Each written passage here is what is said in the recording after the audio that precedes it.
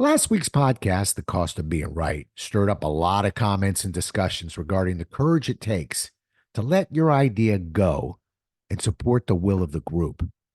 But when do you know when it's time to let go and when it's time to fight for that idea? Let's have ourselves a pocket sized pep talk because, believe it or not, there's a 4-word filter that will provide you with a litmus test for that exact purpose.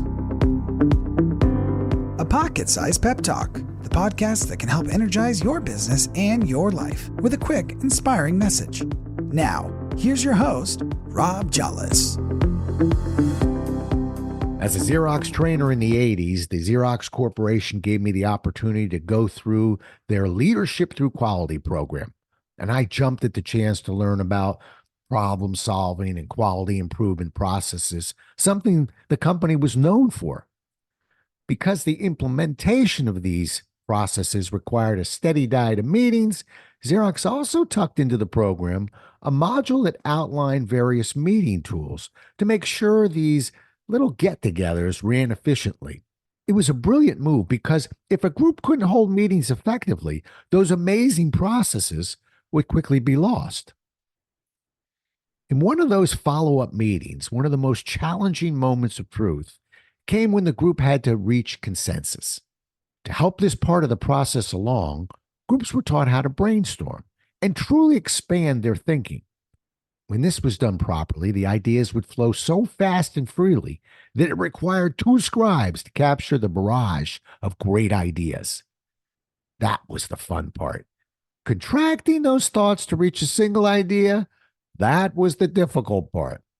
And we taught all kinds of methods to contract a list of ideas, including techniques like grouping, weighted voting. Despite our best efforts, it was rare for a group to reach 100% consensus on one idea. The solution was a common filter, 5 words that were as follows. Can you live with it? Sounds simple enough, doesn't it? Those 5 words were used over and over again to help those groups that simply could not reach consensus.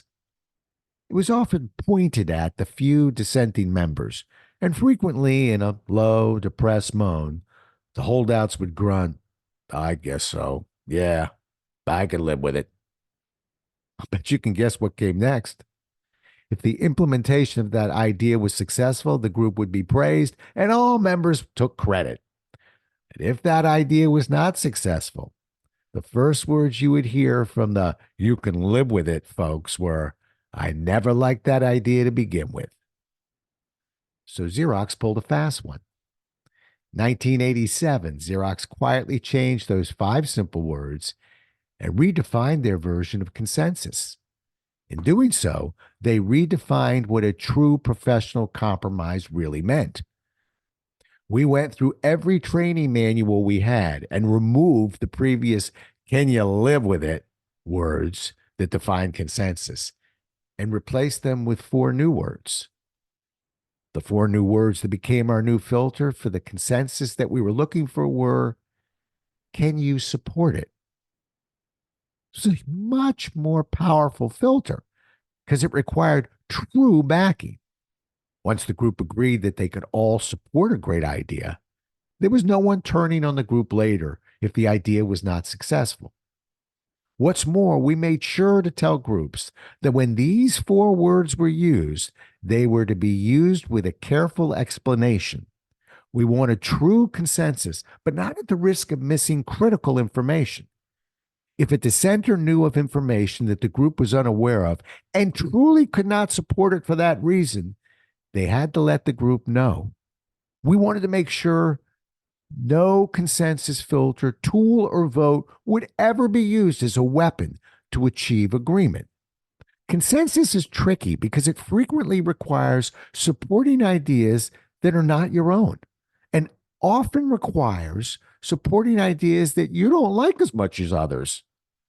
But when you learn a realistic filter to use to determine consensus, you learn when you need to let an idea go and support the will of the group, and when you need to stand your ground despite the will of the group.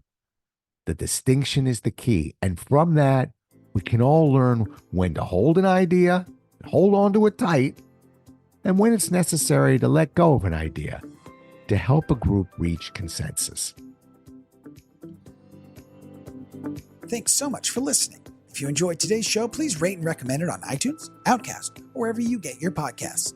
You can also get more information on this show and Rob at jollis.com.